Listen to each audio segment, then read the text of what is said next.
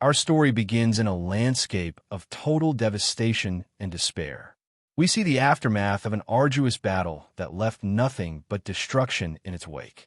Flashes of fallen heroes flicker across the screen, each one defeated, one by one. Now, we follow our protagonist as he enters a golden temple.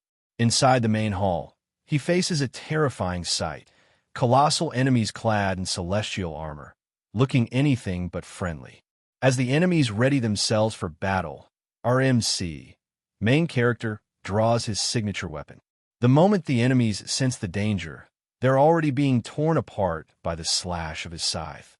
One of the colossal angels strikes at our protagonist, creating a massive shockwave.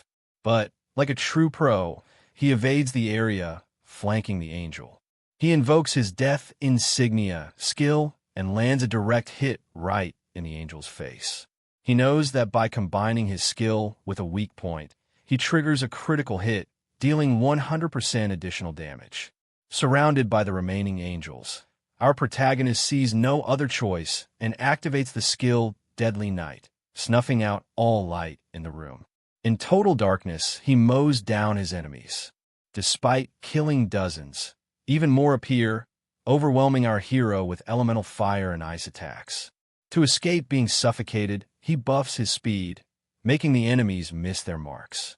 However, he falls into a magic ice seal, trapping him inside an ice tower. As the enemy moves in for the finishing blow, he unleashes a new skill: Destruction Moonlight, shattering his icy prison and ripping the enemy in half. Our hero sighs, saying that was a close call. He would have taken massive damage if he hadn't countered in time. Reverting to his human form, he grumbles about how this battle is dragging on. Seeing the enemies charging more elemental attacks, he is forced to activate his combined skills, Destruction Moonlight and Blood Moon, wiping out the last obstacles. Advancing to the next room, he wonders what these giants were guarding. He finds a massive temple with a raised platform and a seal on the floor.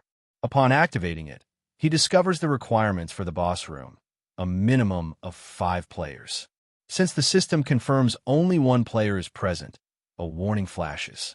He can't believe all this effort was in vain. A 5-second countdown begins before his elimination. After a final curse, everything ends.